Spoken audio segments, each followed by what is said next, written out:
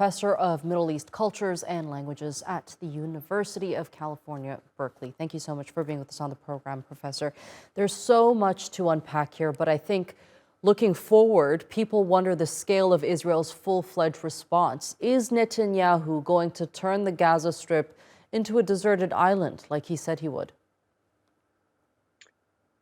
Well, first, thank you for having me. I think Netanyahu is trying to rescue his political career.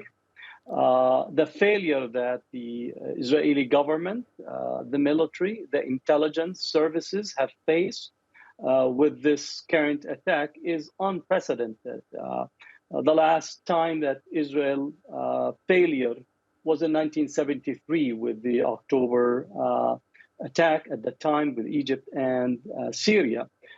So the failure that is facing his government is unprecedented.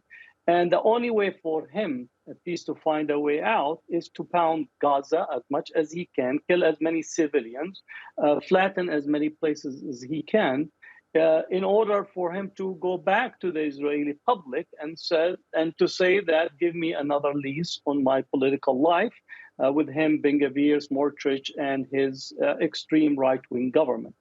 But I do think that his ability to rescue his political future is almost reached a dead end. This is, I would say, the end of Netanyahu's political career, as the the Israeli government and the Israeli public come out of this revenge mode.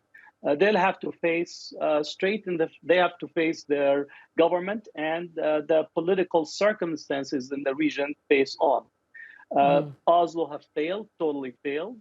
The Abraham Accords are total failure, because the assumption that Israel can bypass the Palestinians to engage in unilateral or bilateral agreements with Arab governments, and therefore engage in only an economic type of benefits for the Palestinians without resolving the fundamental question of Palestinians' freedom, Palestinian dignity, and to the constant oppression of the Palestinians.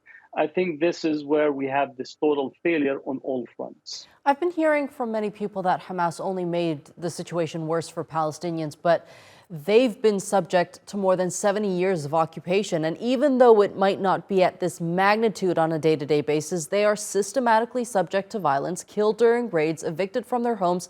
So my question to you is, what position does all of this put the Palestinians in now? Well, Palestinians are living under occupation, under settler colonialism that unfolds daily, that continues to make their life untenable. And as such, there has to be something out. I know that people say, well, it's going to make the situation more difficult.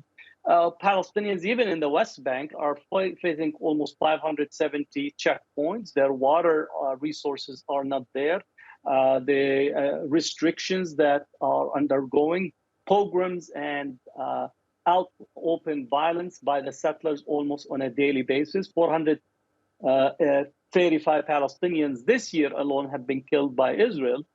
So the situation, yes, it is dire, but this is the daily lot of the Palestinians by the current Israeli government, with all the support from the West, as well as some of the Arab government that are extending the support to Israel. So Palestinians need to find a way out. And I would say that the current operation have shifted the strategic map and in the regional landscape. And I don't think that we could go back to the pre-October 6th, pre-October 7th period, because the dynamics that have been introduced to the ground right now have completely transformed both the psychological mindset of the Palestinians, but also, more importantly, the collapse of the psychological invincibility that Israel has presented itself continuously. Professor, can we expect this war to affect the normalization process between Israel and Saudi Arabia, for example? Because we do know that the U.S. is looking into whether or not that could be one of the reasons Hamas began attacking Israel in the first place. I think the normalization process will continue. I think Israel and its Arab allies, and maybe also other regional allies, are looking for other issues other than Palestine. But the process of normalization continuing will not impact the positionality of Israel with the Palestinians. I tell the Israelis and anyone that would like to listen that the address for Israel is with the Palestinians. It's not in Saudi Arabia, it's not in the United Arab Emirates, it's not in any other country. Unless and until Israel comes face to face with the Palestinians in order to understand it cannot continue business as usual, and it cannot continue to occupy the Palestinians, to have an apartheid structure, to continue to unleash its settlers, to commit pogroms in Hawara, in Sheikh Jarrah, and other places. And no matter what normalization, no matter how many Abraham Accords or Ware River or Camp David agreements you sign, the address on that paper is the wrong address. The address still says Palestine and Palestinians, and I don't see any change taking place no matter the number of countries that are included. All right, we'll end on that note. Professor Hatem Bazian, thank you so much for being with us here on Tier 2 World and sharing that analysis with us. You're welcome. Thank you.